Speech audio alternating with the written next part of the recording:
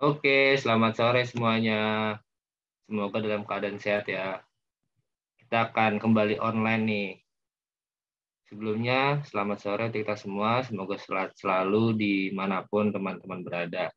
Kita sebelum mulai ibadah kita malam ini, sore hari ini akan dipimpin oleh Bung Deni. Kita akan bersaat teduh sejenak. Saat teduh dimulai.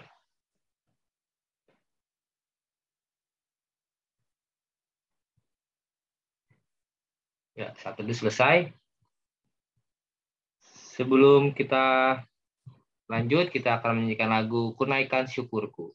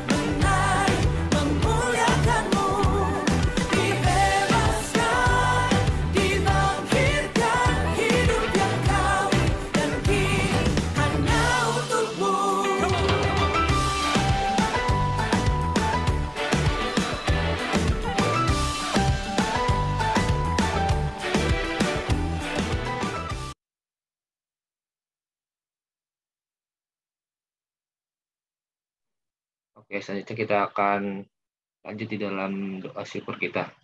Kita berdoa. Puji dan syukur kehadirat-Mu ya Tuhan, kami pemuda remaja ya Tuhan, GKP Cakung ya Tuhan akan memulai ibadah kami ya Tuhan di sore hari ini ya Tuhan. Biarlah ya Tuhan ibadah kami ini ya Tuhan bisa memberikan tambahan rasa syukur kami ya Tuhan pada firman-Mu ya Tuhan, bersama-sama yang akan kami renungkan ya Tuhan, bersama dengan koordinator kami ya Tuhan, Bung Deni ya Tuhan, kiranya juga ya Tuhan berkati ya Tuhan teman-teman kami ya Tuhan, dimanapun mereka berada ya Tuhan, juga jamah ya Tuhan, hati mereka ya Tuhan, yang paling dalam ya Tuhan, juga bisa turut dan bisa bergabung bersama-sama dengan kami ya Tuhan, agar mereka juga bisa ya Tuhan, mengenal firman-Mu ya Tuhan, lebih indah lagi ya Tuhan. Terima kasih Tuhan, haleluya, amin. Selanjutnya sebelum firman kita akan nyanyikan lagu Selalu Bersamamu.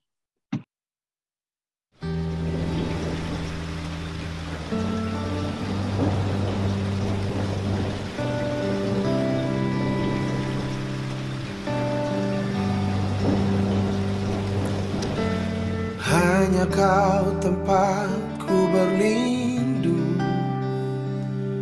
hanya Engkau laguku dan kekuatanku. Izinkanlah ku datang menyembah, membawa syukurku. Oh, hanya Kau tempatku berlindung, dan hanya Engkau laguku dan kekuatanku. Izinkanlah ku datang menyembah, membawa syukurku. Sedalamnya hatiku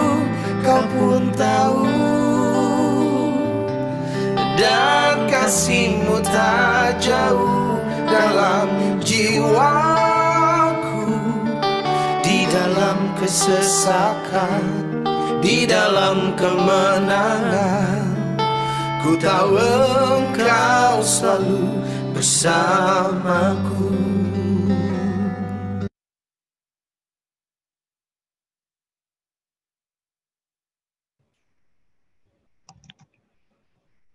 Oke. Kedengeran ya suara saya ya. Oke. Ya teman-teman, kita mau memulai renungan kita pada sore hari ini, tapi sebelumnya kita mau naikkan doa. Mari kita bersatu dalam doa.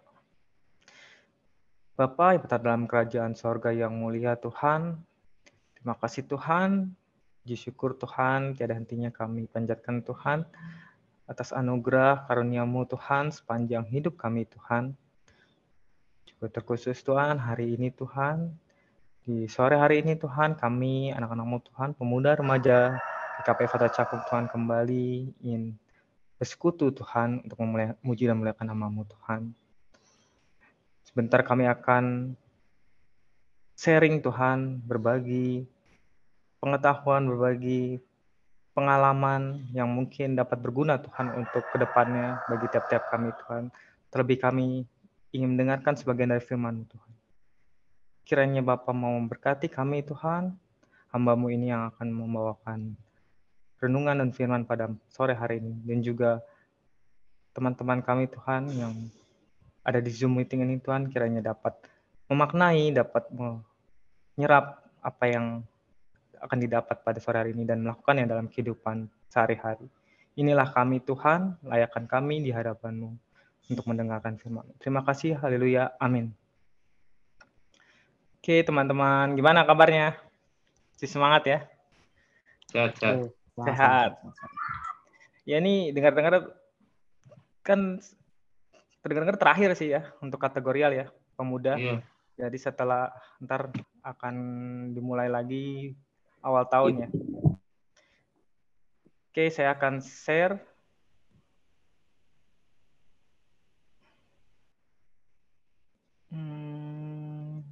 Sebentar.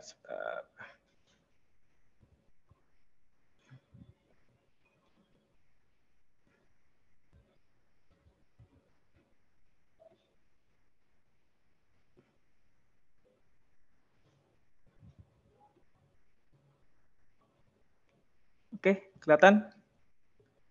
Kok ini sih? Ya, ini judulnya.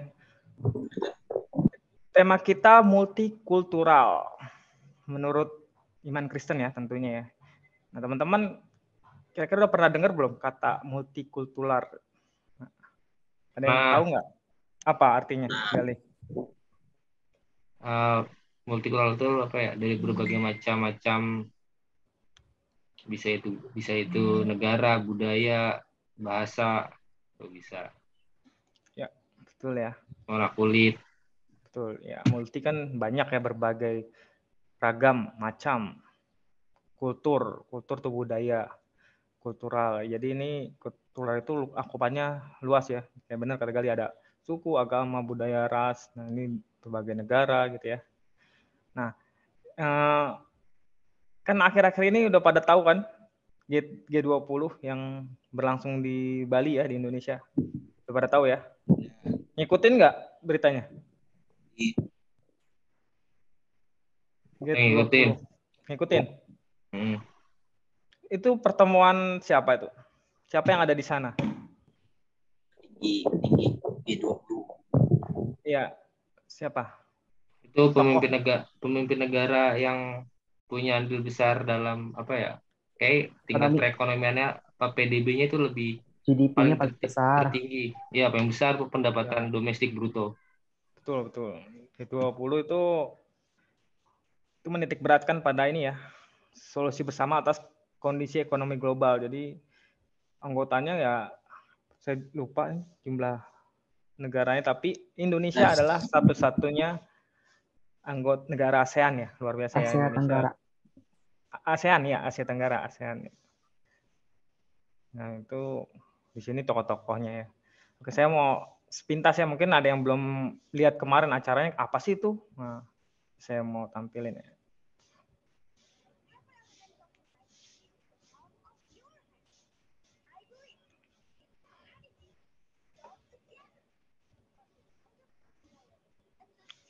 Ini acara malam gala dinernya ya, dari pertemuan itu.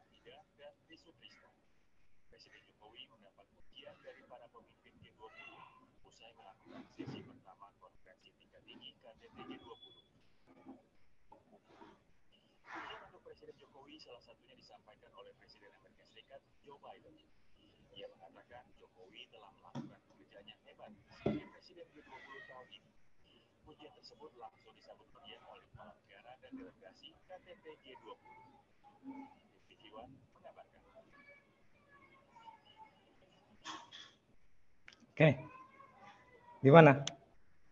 Mungkin yang udah lihat kemarin, udah nonton fullnya ya, luar biasa ya, keren banget ya. Makanya tadi disebut dapat pujian Indonesia tuh, wah, dia pokoknya keren gitu loh, orang-orang pada pemimpin negara lain tuh pada terkagum-kagum. Gitu. Ya, jadi apa maksudnya G20 di sini kan tadi pertemuan multilateral ya, kalau G20 antar negara. Nah, tapi di situ juga ada multikultural kan, antar negara, antar suku kan, antar agama juga kan, ada India kan kebanyakan Hindu. Dan juga Perdana Menteri Inggris tahu siapa? Nih yang ini. Rishi Sunak. Nih, ya. Ya, dia keturunan India dan beragama Hindu pertama. luar biasa ya di Inggris loh. Inggris kan mayoritasnya apa? Kristen. Nah, terus dia keturunan India, bisa jadi Perdana Menteri. Dan satu-satunya yang pertama kali beragama Hindu.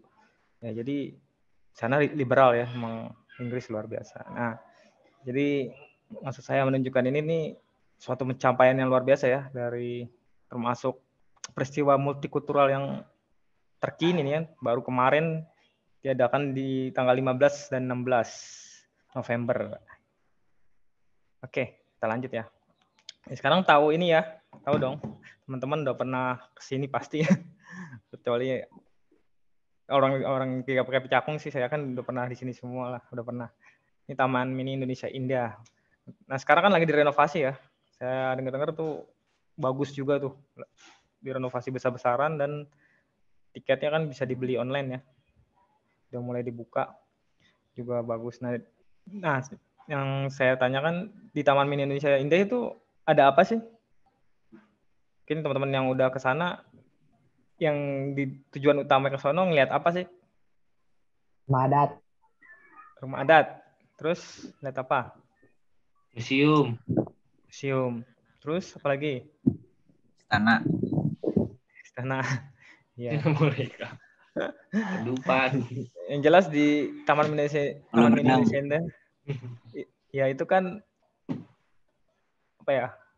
Merupakan tempat kayak mininya Indonesia ya, emang benar-benar mininya Indonesia. Di situ banyak rumah adat di segala provinsi ya, semua provinsi Indonesia ada. Terus kan di situ udah ngenalin baju juga, ngenalin budaya. Terus dan ada juga kan tempat ibadah ya, tempat ibadah di sono juga semuanya ada, semua agama yang ada di Indonesia ya, dari gereja, dari masjid, pura gitu ya, semua ada di sana. Dan juga ada peta, kita lihat di sini ya, anjungan daerahnya ada.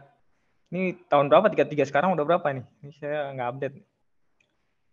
Pasti udah 37. Banyak ya, udah 37 ya, sesuai dengan provinsi yang ada di Indonesia ya. Terus ada museum. Nah, jadi saya mau menunjukkan di Taman Mini Indonesia ini kan multikulturalnya lekat banget ya, karena ditempatin emang masing-masing budaya, masing-masing provinsi di Indonesia gitu. Terus fasilitasnya tadi ada masjid, ada gereja, semuanya ada. Nah, ini juga menggambarkan kepulauan Indonesia nih kan.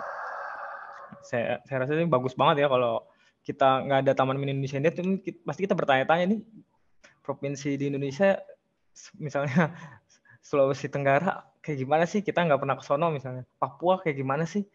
Nah, rumahnya, bajunya ya kan. Nah, kalau sekarang masih bisa browsing. Kalau dulu kan belum ada gadget, belum ada internet, kita masih kayak apa ya bentuknya ya. Nah, Taman Indonesia Indah ini kan memfasilitasi ya, bagus ya. Jadi kita tahu visualnya. Oh, begini loh rumah adat Bali. Nah, begini loh pakaian adatnya, senjatanya, kan itu kan lengkap ya di sana ya. Jadi ya, menurut saya ini bagus sekali penerapan multikultural di Indonesia ya, dengan adanya Taman Mini Indonesia Indah.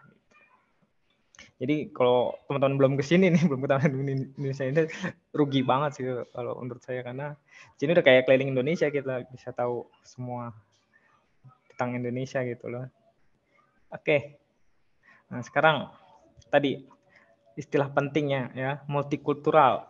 Multikultural adalah keadaan masyarakat yang beragam, memiliki perbedaan satu dengan yang lain, itu pasti ya, multi, karena bermacam-macam. Nah, terus ada multikulturalisme, ada isme. Kalau akhiran isme itu biasanya ada sikap, tindakan, aksi gitu ya, wujudnya gitu. Itu adalah sikap atau tindakan, cara pandang atau paham yang mempertahankan keragaman tanpa mengabaikan pentingnya persatuan. Nah, yang harus dihindari ya mana? Yang kita hindari multikulturalisme kan? Tanpa maaf, salah. Yang harus kita lawan katanya ini bukan multikulturalisme, itu harus dijaga. Dan katanya apa sih? Yang membeda-bedakan, bahasanya apa? Ada istilahnya, saya lupa. Apa nih? Ya, diskriminasi ya.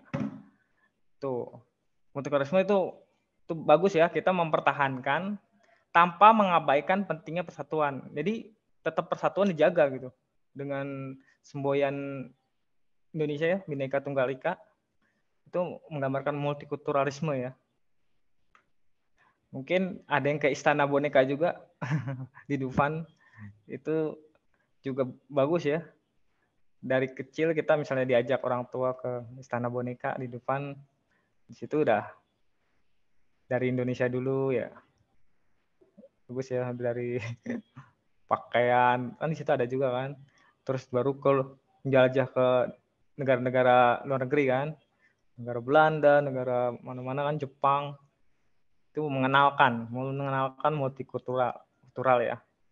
Jadi menurut saya kita penting nih belajar multikultural. Itu jangan kita berpikiran sempit kayak katak dalam tempurung gitu.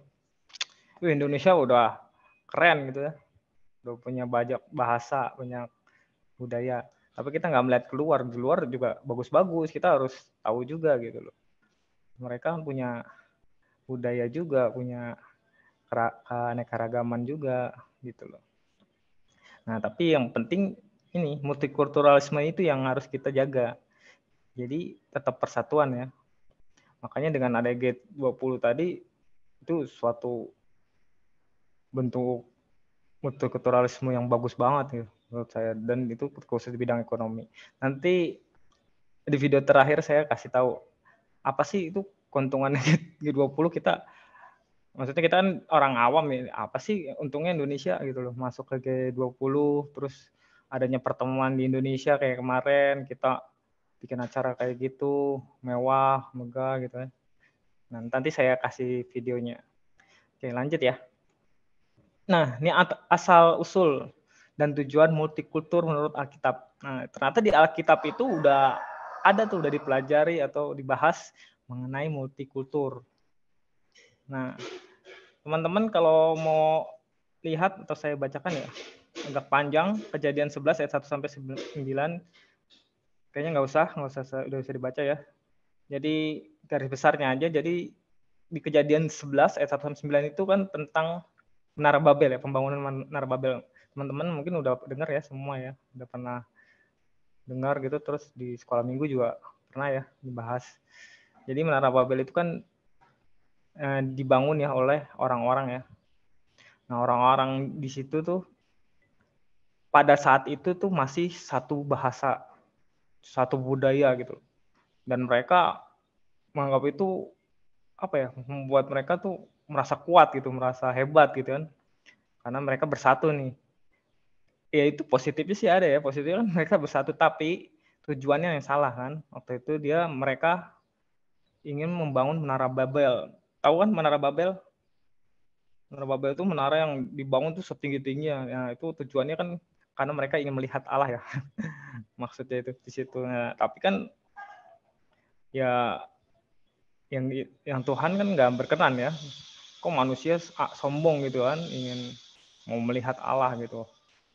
Nah, akhirnya kan di situ Tuhan mengacaukan mereka kan, bahasa-bahasa mereka. Jadi bahasa satu orang dengan yang lainnya bisa beda nih, langsung nggak nyambung. Nah, mereka langsung bingung kan, langsung nggak ngerti, dan pembangunan Menara Babel itu akhirnya gagal kan. Nah, tujuan, jadi pada saat itu manusia tidak ingin tersebar karena mereka merasa satu ya, satu, nggak mau tersebar, berkumpul di sini. Nah, tapi kan ada tujuan Allah kan di Kejadian. Apa tujuan Allah? Beranak cuculah kan, dan penuhilah seisi dunia gitu loh. Nah, sedangkan di sini pada saat itu manusia nggak mau tersebar, itu kan salah ya, maksudnya nggak sesuai dengan tujuan Allah. Nah, sehingga itu Tuhan membuat perbedaan, membuat mereka mengacau balaukan ya bahasa mereka, jadi mereka nggak ngerti, dan akhirnya mereka tersebar kan. Jadi mereka ngumpul nih yang bahasanya sama ibaratnya kan. Itulah yang makanya terbentuk negara-negara itu ya. Awalnya seperti itu ya. Bahasanya berbeda gitu lah. Terus ya kebudayaannya juga seiring itu kebudayaannya berbeda. Ya jadinya mereka tersebar gitu. Ya sesuai dengan kehendak Allah, maksudnya mereka harus memenuhi dunia gitu loh. Nah ini ya, tujuan Allah dengan multikultur itu alat untuk mewujudkan rencana Allah tadi ya. Rencana Allah kan ingin memenuhi dunia dengan ya beragam gitu, dengan beraneka ragam orang yang mempunyai budaya sendiri gitu. Biar dunia itu kan penuh, nggak mereka berkumpul satu, itu juga nggak bagus ya. Nah, sekarang multikultur dalam kekristenan. Nah, ini kan dari kejadian Babel itu kan udah berbeda bahasa ya, udah beda bahasa. Nah, terus kan berlanjut nih di peristiwa Pentakosta. Ini suatu peristiwa yang penting ya, karena pada saat itu kan di saat berbeda bahasa, ya, kalau kita lihat di Kisah Rasul 2 ya, berbeda bahasa. Nah, terus peristiwa Pentakosta kan, turunnya Roh Kudus, terus bahasa mereka ternyata bisa mengerti ya, walaupun beda tapi bisa mengerti karena bahasa roh ya.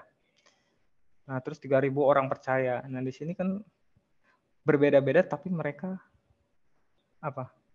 Tadi tetap bersatu. Nah, ini yang diinginkan Tuhan gitu loh. Nah, terus ada lagi di satu di dalam Kristus. Ini tidak dibatasi sekat budaya, Yunani, Yahudi, sunat, tidak bersunat. Ini lebih ke budaya Yahudi ya, Yahudi dan Yunani. Ini bisa dibaca di Kolose 3 ayat 11. Coba saya buka ya. Kita lihat isinya apa sih. Kalau yang peristiwa Pentakosta saya yakin semuanya udah pernah dengar ya. Kita lihat yang Kolose. Ada peristiwa apa? Atau ada apa di sana? Kolose 3. Ya, Kolose 3 ayat 11 nih.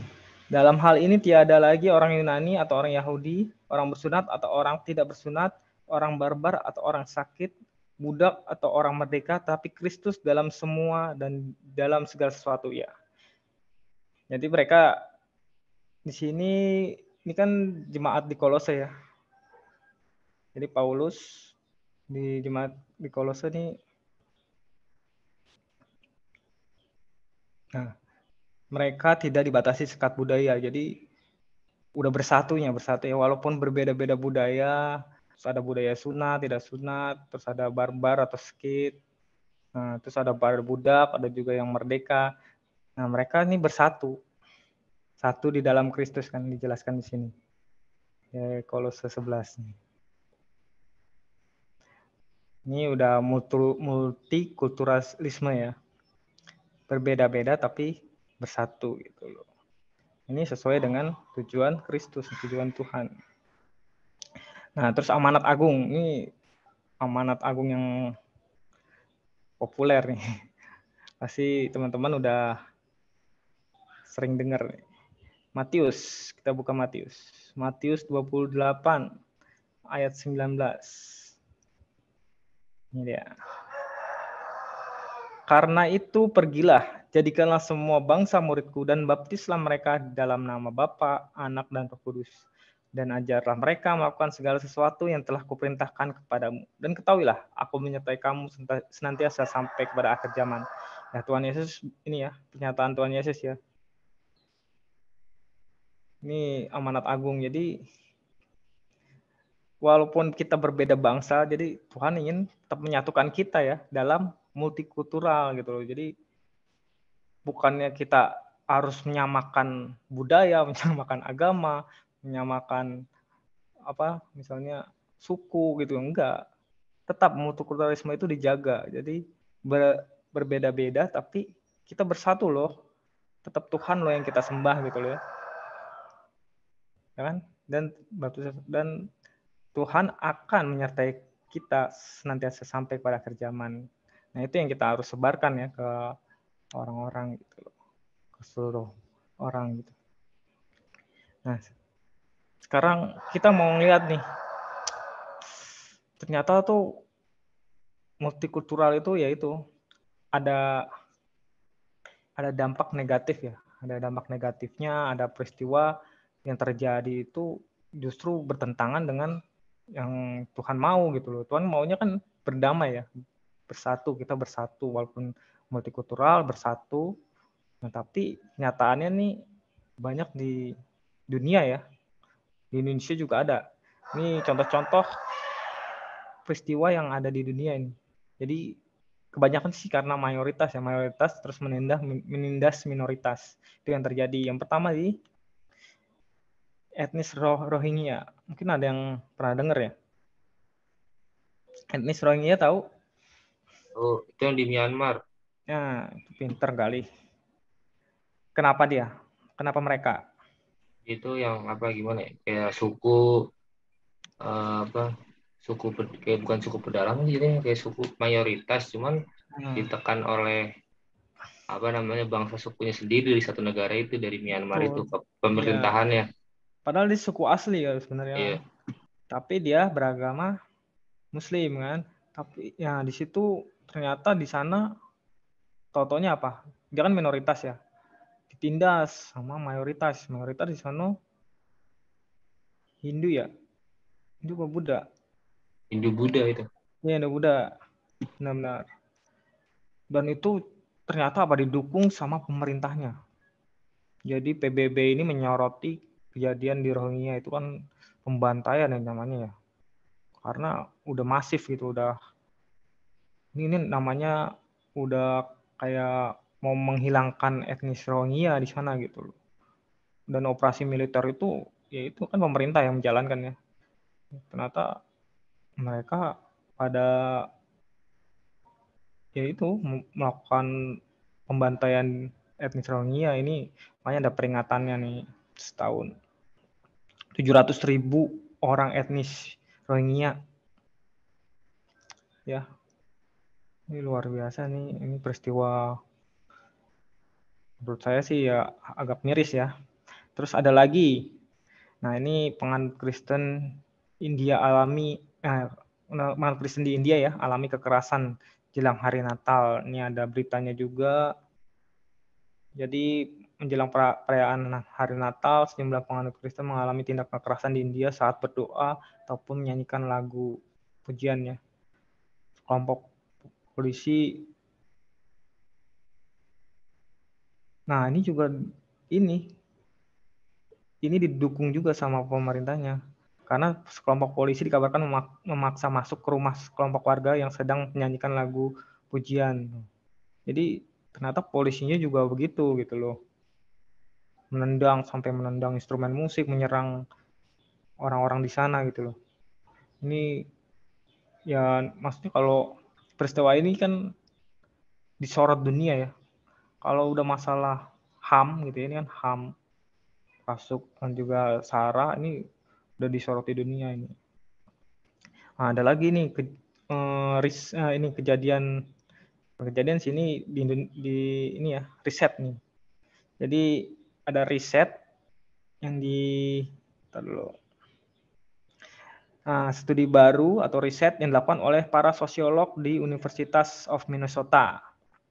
Nah, jadi ada riset bahwa warga Muslim jadi kelompok paling tidak disukai di Amerika Serikat. Nah, ini riset itu kan berarti kan bukan cuman asumsi ya. Mereka riset tuh udah lapangan dan ternyata ini faktanya gitu. Ini kan sangat bertentangan ya dengan multikultural tadi ya.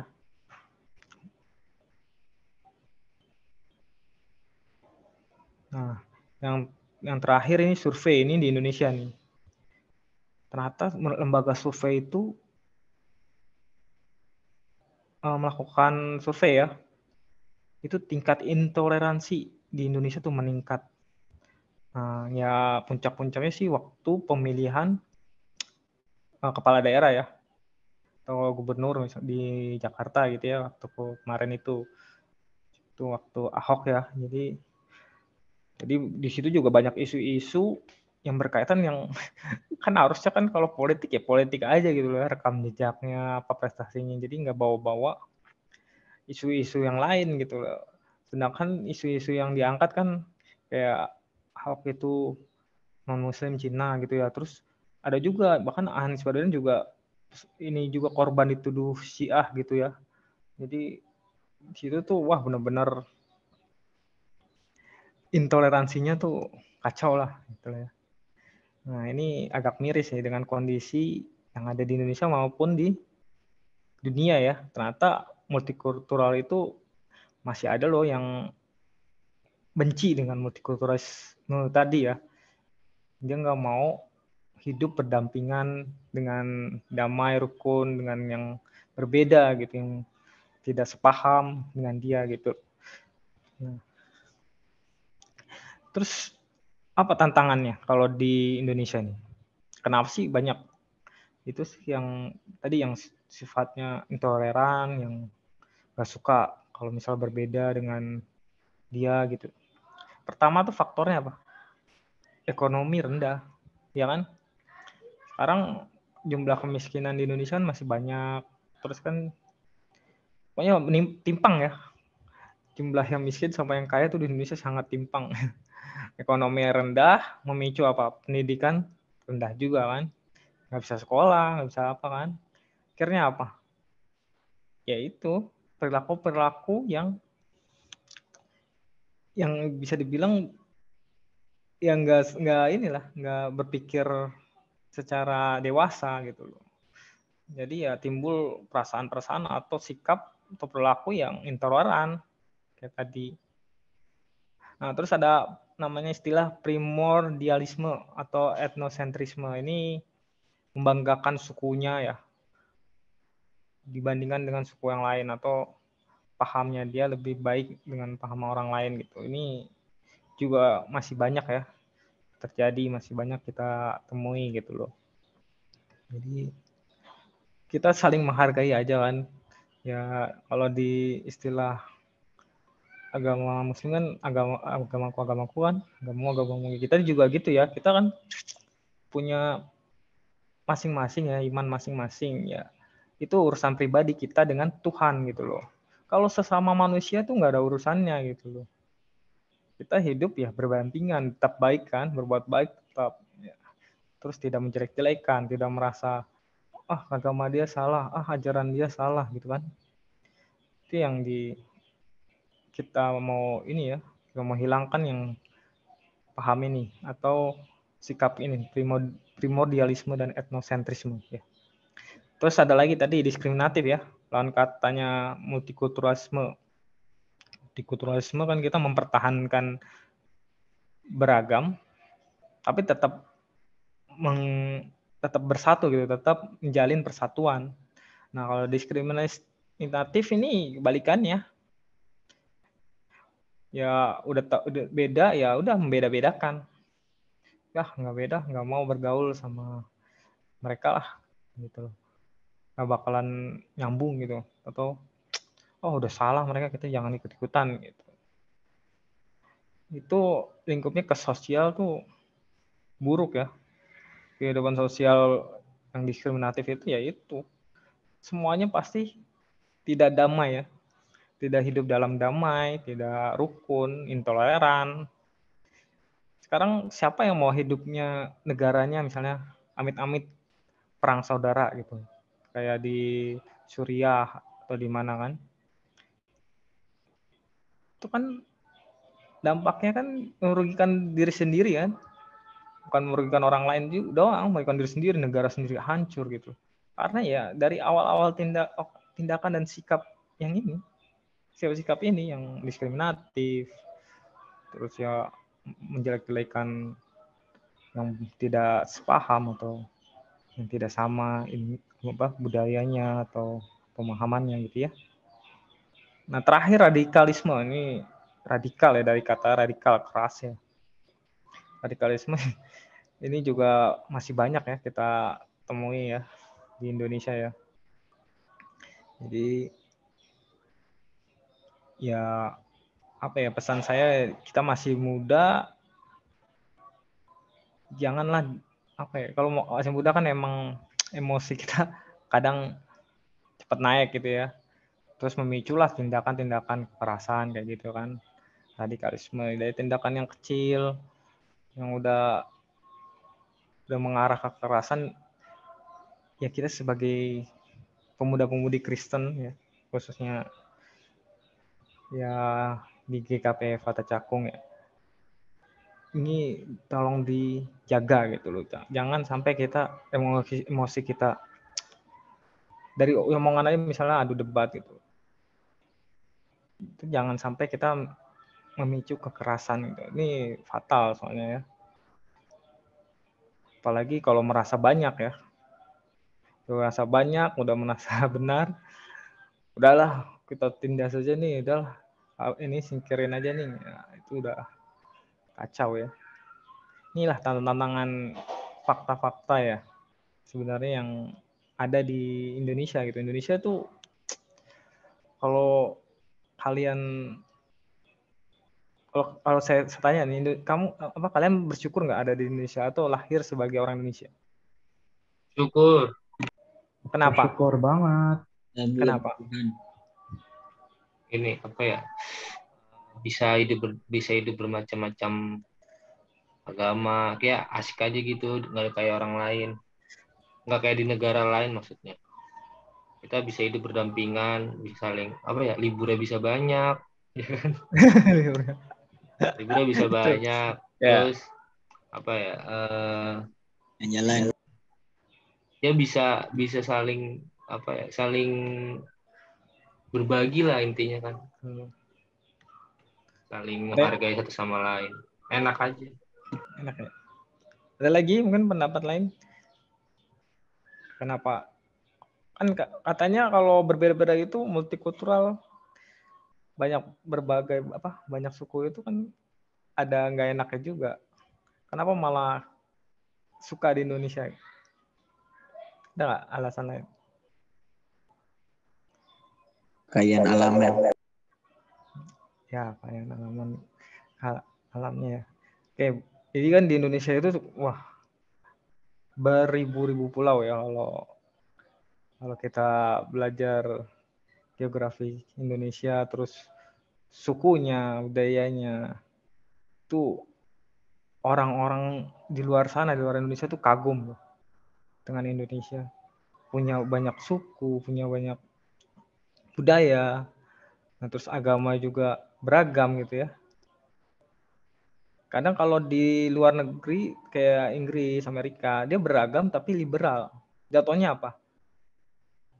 Kalau menurut saya jatuhnya ya agak berantakan ya, karena lu boleh agama apa aja, boleh nggak beragama pun juga boleh gitu. Kalau Indonesia masih ya kalian boleh beragama tapi kan hanya yang diakui di Indonesia gitu. Tapi ya itu Indonesia itu luar biasa, ini masih bisa utuh gitu, utuhnya dalam arti ya budayanya dijaga, ya kan?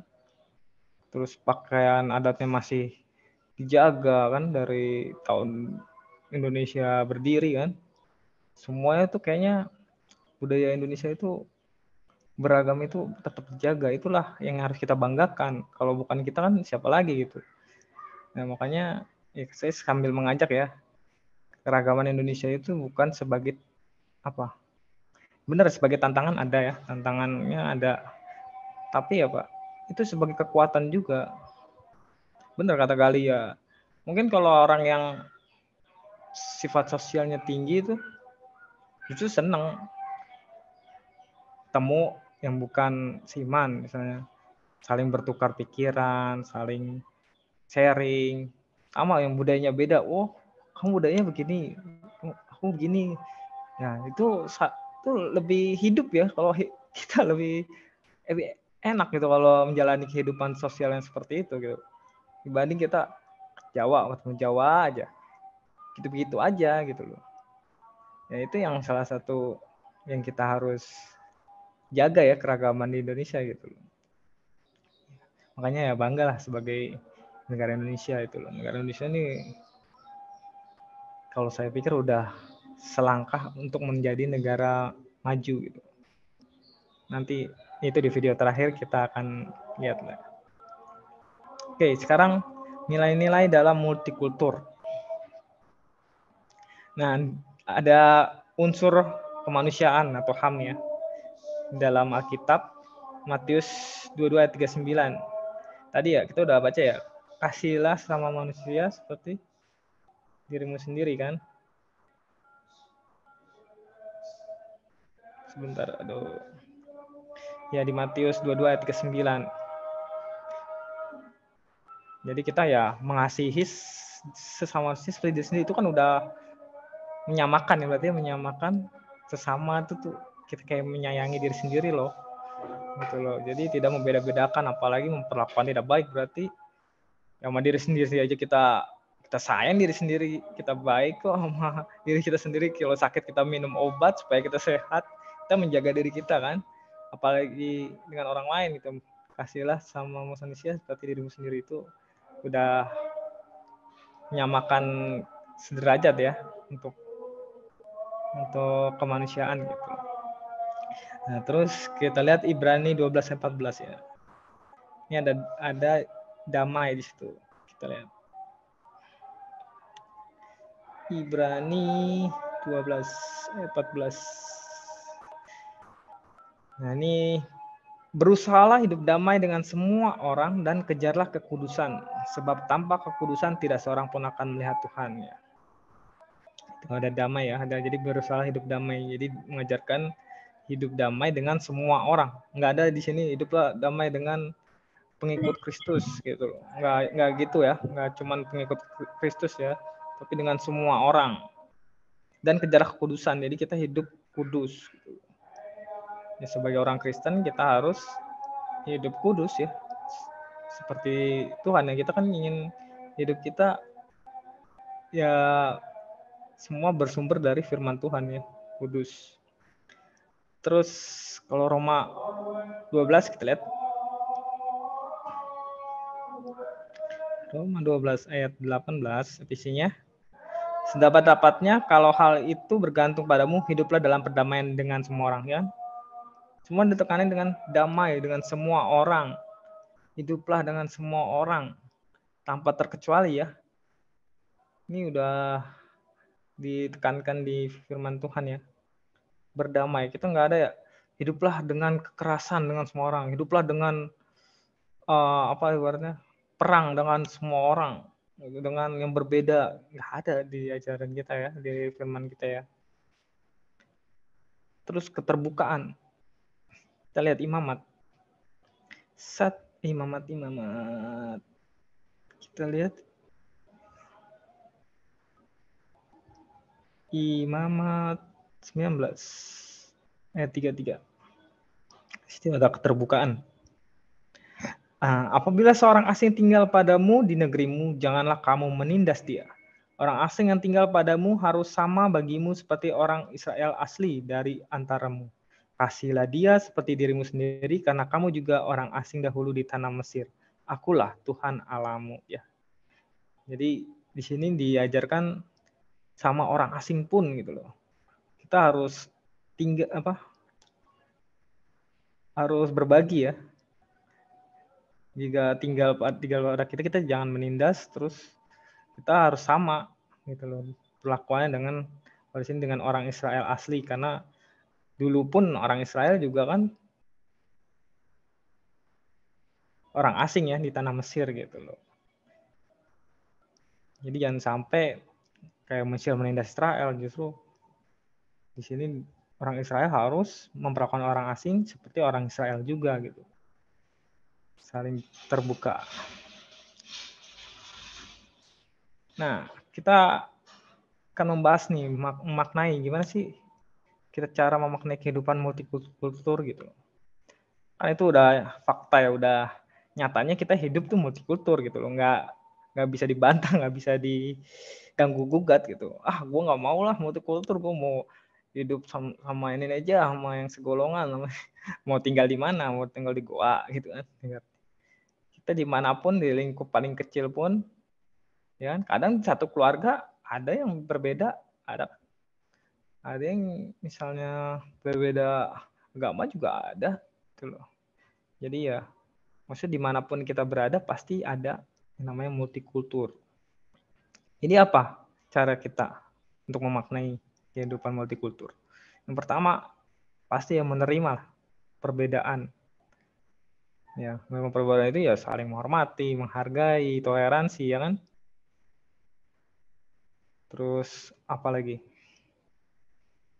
Menerima ini berarti kan bukan berarti apa ya?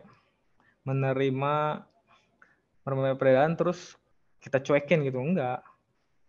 Tetap kita saling menghormati tadi ya, damai. Jadi tetap sosialnya tuh jalan gitu loh, enggak oke lu beda sama gue, udah lu sono, gue tinggal di sini.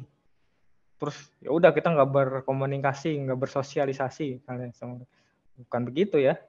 Yang menerima di sini kita menerima terus saling menghormati, menghargai, terus kita hidup bersosialisasi itu baik gitu loh. Terus ada yang kedua namanya eksklusif di dalam iman, tetapi inklusif dalam relasi sosialnya itu. Eksklusif di dalam iman artinya kita punya iman kan pribadi ya. Maksudnya itulah urusan pribadi kita sama Tuhan ya. Eksklusif itu yang kita jaga. Maksudnya ya itu iman kita tuh tetap ya kita kepada Tuhan Yesus gitu ya. Hidup berdampingan boleh, sosial boleh, tapi kalau dalam menyangkut iman, misalnya, gue kan di sini nih nyembah ini misalnya, lo kok nyembah ini, lu nyembah ini juga dong. Nah itu udah menyangkut iman, itu kita nggak bisa tanpa toleransi ya, maksudnya itu udah eksklusif, udah urusan pribadi kita dengan Tuhan. Itulah. Tapi inklusif, nah ini kan harus digarisbawahi, inklusif dalam relasi sosial itu yang saya bilang. Hubungan sosial tetap jalan, inklusif. Gitu loh. Tapi eksklusif, iman kita tetap eksklusif. Ini urusan pribadi gua kok. Nah, tapi ya sosial ya oke lah. Kita mau jalan bareng, mau makan bareng ibaratnya kan. Gitu loh.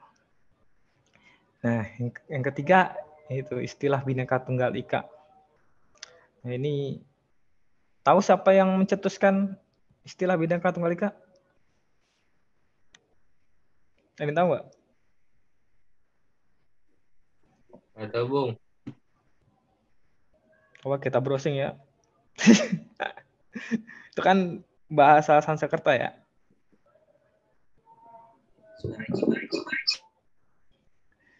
Ya, saya lupa ya, itu karya Emputan Tular itu. Nah, kitab Sutasoma. Belajar lah IPS lah. Ya kan? Jadi itu bahasa Sanskerta ya, artinya berbeda-beda tapi tetap satu kan. Nah, itu semboyan yang benar-benar dijaga ya dari kalau kita bilang tahun berapa? Dari masa kekuasaan Raja Sasananegara Majapahit. Majapahit. Ayam Huruk ya rajanya. Jadi pada saat itu ada semboyan Bhinneka Tunggal Ika itu kita pakai karena ya itu artinya kan perbedaan tapi tetap satu, itu hebat ya waktu Majapahit gitu ya. Kita tetap pertahankan sampai sekarang jadi semboyan negara kita kan. Nah, perbedaan itu tadi kenapa kita bangga? Sebagai kekayaan. Perbedaan itu sebagai kekayaan. Indonesia sangat bangga. Kita sebagai warga Indonesia, bangsa Indonesia bangga mempunyai perbedaan-perbedaan suku, agama, itu, tapi kita tetap damai gitu ya. Ya kan? Maksudnya kita jangan sampai kayak Suriah ya, maaf ya, atau negara-negara yang munculkan egonya dari golongan ini, jadinya pecah. Nah, kita tetap harus damai gitu ya. Ya walaupun ada konflik tetap ada konflik ya, tapi kita harus harus berdamai tetap. Itulah gunanya hidup ya, hidup dalam negara yang multikultural itu, kedamaian yang nomor satu itu. Terus konsensus bersama Pancasila ya. Nah itu kan rumusannya ada banyak waktu itu ya, Pancasila kan ide gagasan dari Soekarno, dari mana. Nah yang diambil kan dari siapa saya lupa. Yang Pancasila sekarang itu yang ketuhanan yang Maha Esa ya. Terus Tuhan yang Maha Esa itu kan yang mencakupnya ya agama-agama yang dianut ya, diakui di Indonesia itu. Nah itu juga Pancasila itu kan isinya tentang derajat ya, persamaan derajat dengan manusia ya, terutama di Indonesia ya. Jadi tidak membeda-bedakan. Nah, ada yang kenal presiden kita keberapa? Ya, jadi Gus Dur tuh pernah berkata ya, ini kata-katanya nih luar biasa ya, sangat ini banyak yang tersentuh, banyak yang maksudnya ya, seorang Gus Dur kan seorang ulama ya. Nah, dia kan ulama tapi waktu itu presiden juga. Dia berkata seperti ini nih. Tidak penting apapun agama atau sukumu, kalau kamu bisa berbuat baik untuk semua orang, orang tidak pernah tanya agamamu ya. Jadi emang benar penting ini, benar. Kalau kita udah berbuat baik, masih membeda-bedakan suku lu apa, mau agama lu apa, enggak. Karena berbuat baik itu udah bentuk wujud apa ya? Itu kunci akses kita diterima orang, ya nggak sih? Kita berbuat baik, mana ada sih orang yang menolak perbuatan baik ya, kecuali orang itu nggak waras atau orang itu curigaan atau tingkat kecurigaannya, kewaspadaannya tinggi. Tapi kalau urusan hal baik itu pasti orang terbuka menerima ya. Nah, makanya nih Gus Dur ini dikenal dengan Bapak Pluralisme Indonesia ya.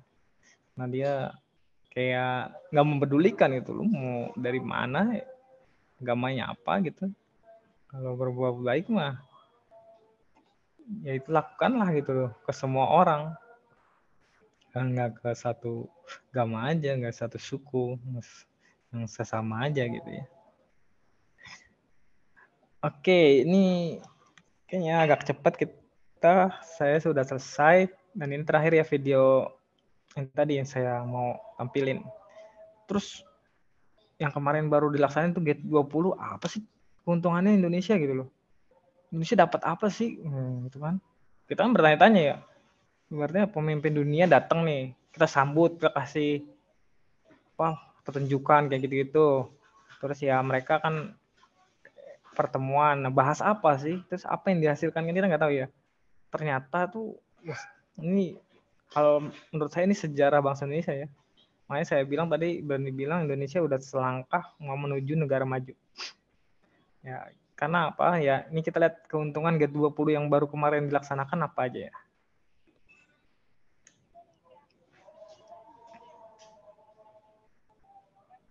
Bung, suaranya kurang kencang, Bung.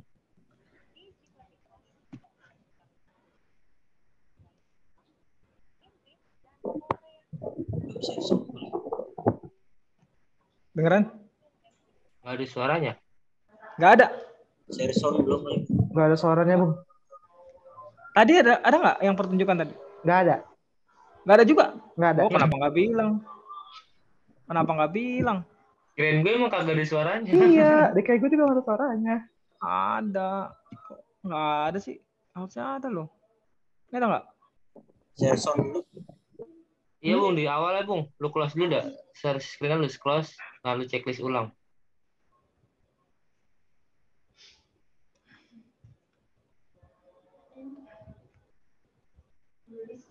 Soalnya gue nggak pakai ini.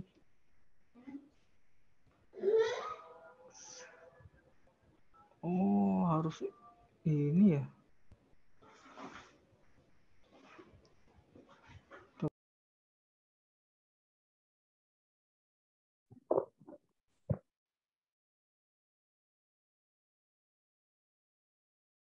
Indonesia ketiban durian runtuh di KTT G20. Proyek pertama adalah MRT.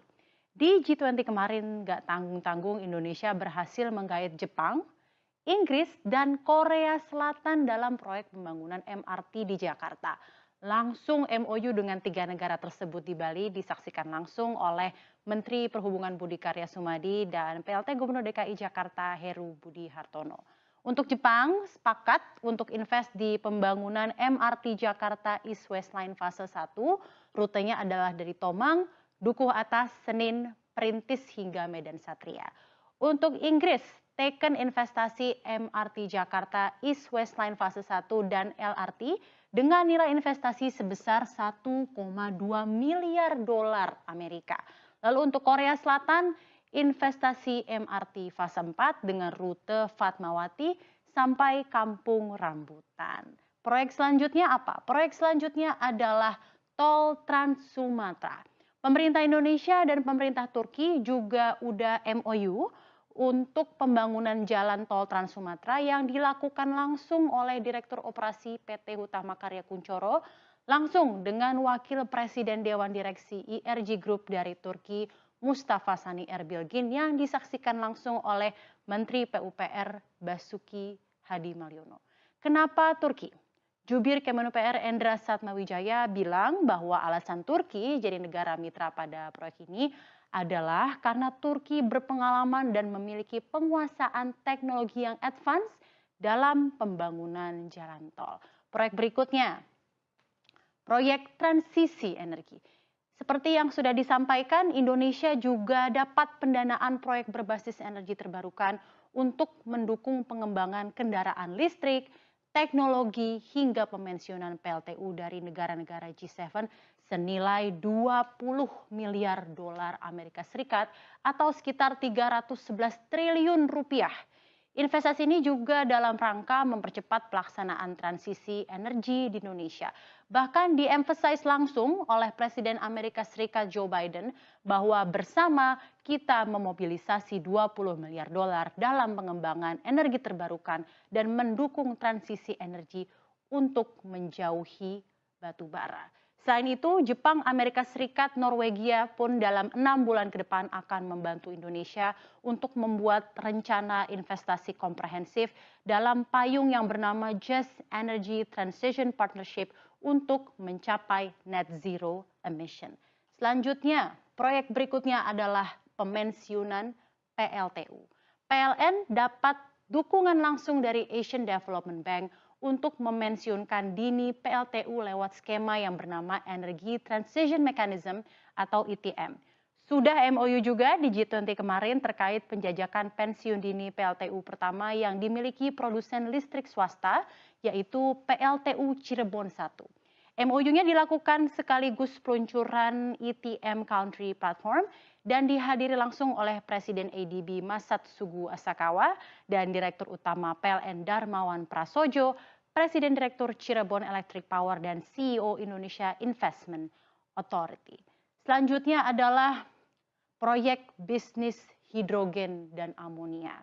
Ini oleh Pertamina dan perusahaan energi terbesar asal Arab Saudi Aramco yang teken kerjasama di proyek penyediaan hidrogen dan amonia. Untuk MOU-nya sendiri dilakukan langsung oleh Dirut Pertamina Nike Widiawati dan SVP Downstream Aramco Muhammad Al-Kahtani di B20 Summit kemarin.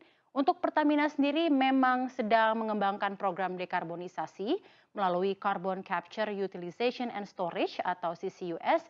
Jadi harapannya dengan adanya penyediaan hidrogen dan amonia ini bisa memainkan peran kunci dalam ekonomi netral iklim di masa depan dan memungkinkan pembangkit listrik bebas emisi untuk transportasi berat, pemanasan sampai seluruh proses industrinya.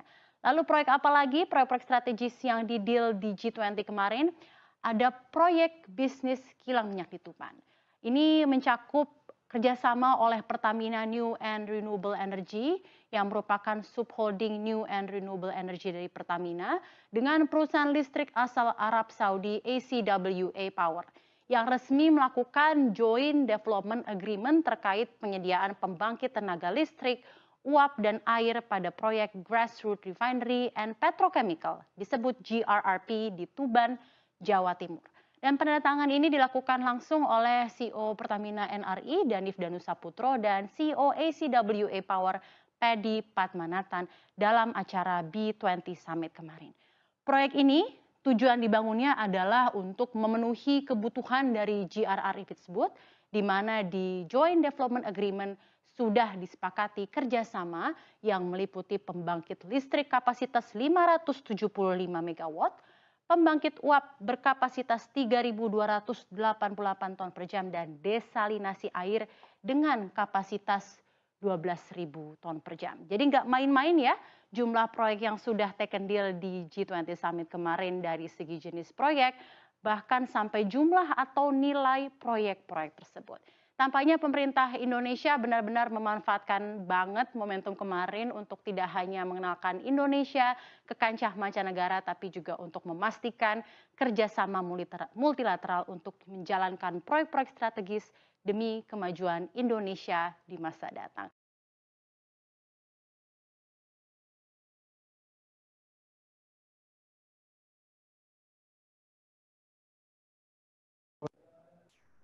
Oke, sekian ya.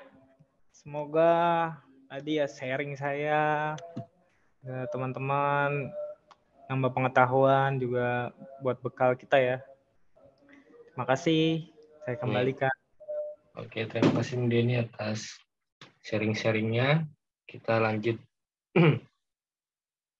lanjut akan menaikkan nyanyian Yesus Kaulah Sahabatku.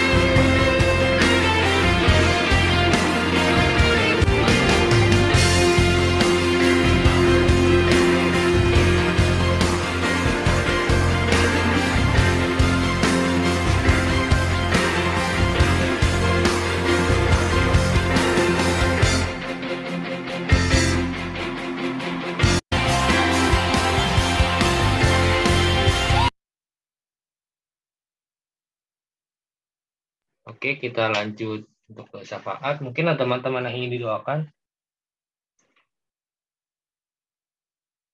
Apakah ada? Oke, kita doa untuk kita bersama ya, teman-teman. Mari teman-teman kita sudah berdoa. Puji dan syukur kehadirat-Mu ya Bapa. Terima kasih ya Tuhan, kami syukur ya Tuhan pada sore hari ini Tuhan. Kami bisa diperkumpulkan ya Tuhan bersama-sama di Zoom meeting malam hari ini Tuhan, bersama-sama dengan teman-teman pemuda remaja yang lain ya Tuhan, baik itu di Jakarta maupun di Jawa ya Tuhan. Kiranya Kau berkati kami ya Tuhan, Kau sertai kami ya Tuhan, Kau lindungi kami ya Tuhan. Tuhan, kami ingin masuk dalam doa syafaat kami ya Tuhan. Kami ingin berdoa bagi data kami ya Tuhan, Pak Pendeta Erik ya Tuhan, yang pada saat ini ya Tuhan masih sedang sakit ya Tuhan. Kau berkati ya Tuhan, kesehatan beliau ya Tuhan, biarlah ya Tuhan Pak Pendeta Erik ya Tuhan bisa cepat sembuh ya Tuhan, dan bisa kembali normal ya Tuhan untuk melayani jemaat di GKP Kacang ya Tuhan. Berkati juga ya Tuhan istri juga anak-anaknya ya Tuhan, baik dalam pelayanan di gereja kami ya Tuhan, GKP Cakung maupun di gereja mereka masing-masing ya Tuhan.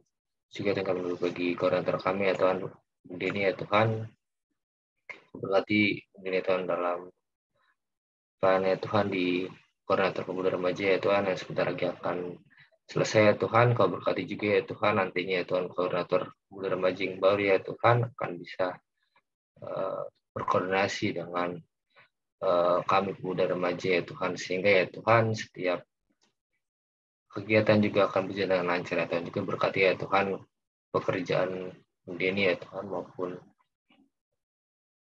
dalam keluarganya ya Tuhan. Kau berkati ya Tuhan, Kau lindungi ya Tuhan bagi istri dan juga anaknya ya Tuhan.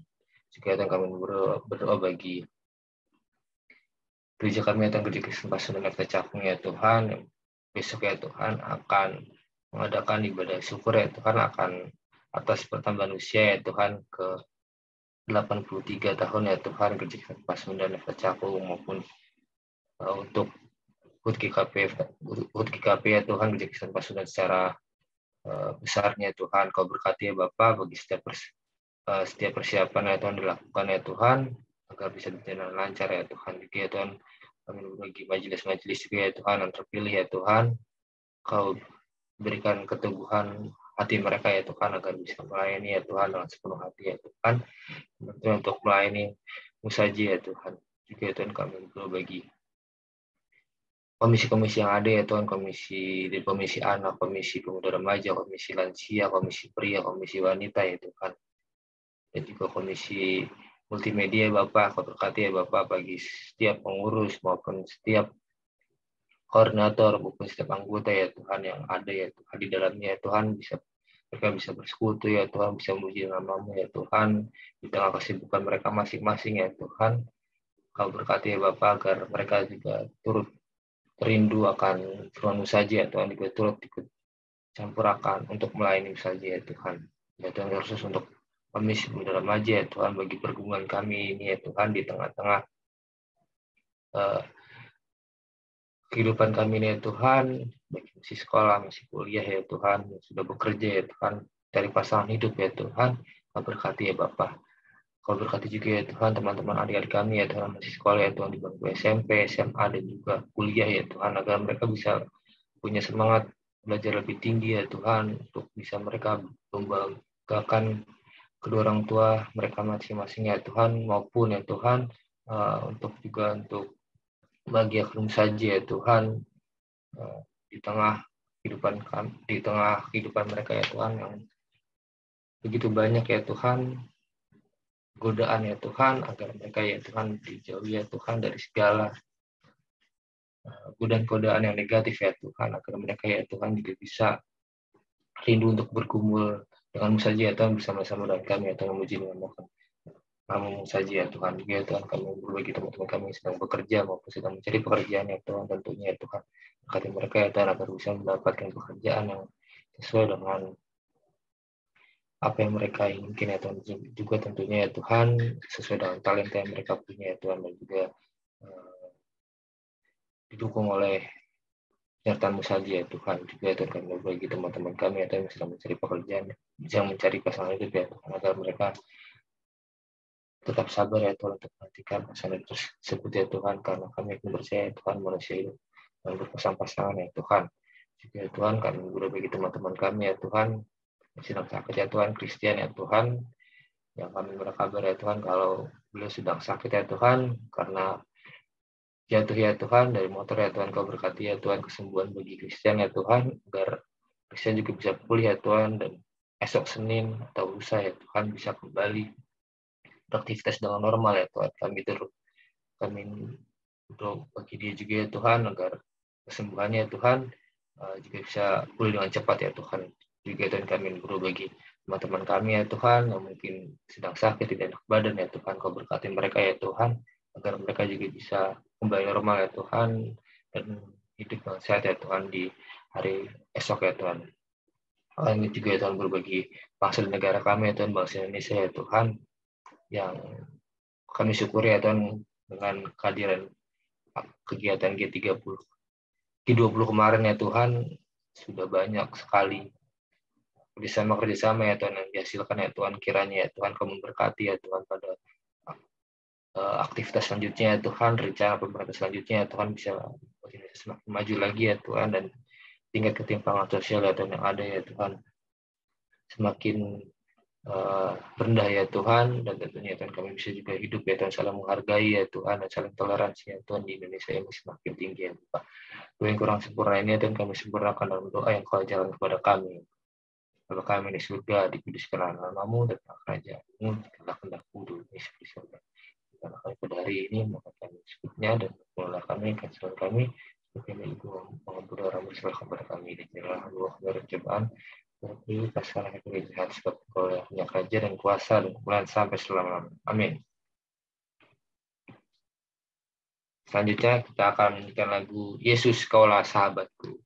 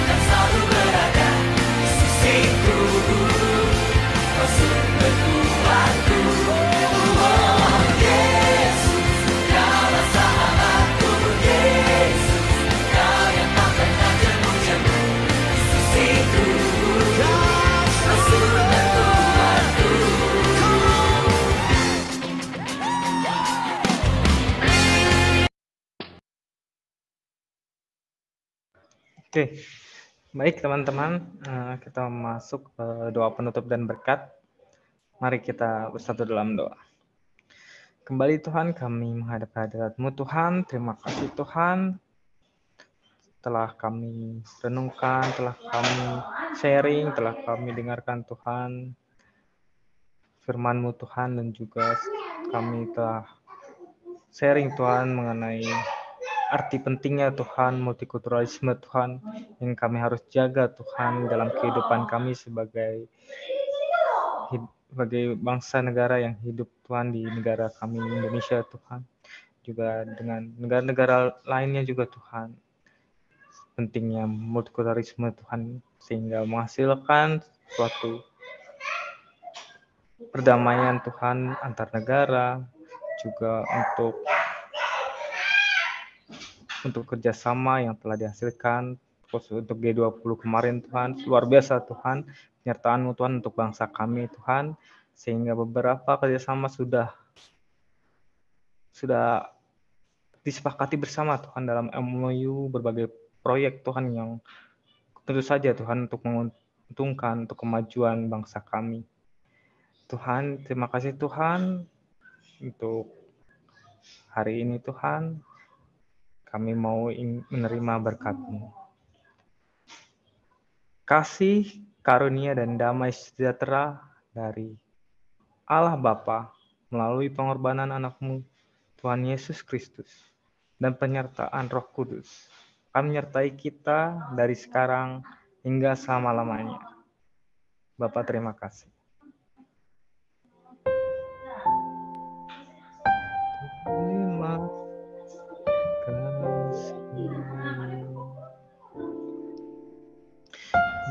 Bapa, terima kasih. Bapa di dalam surga, ku berterima kasih. Amin.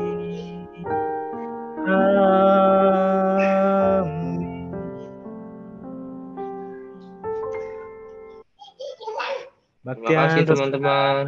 Terima kasih teman-teman. Foto dulu. Yuk.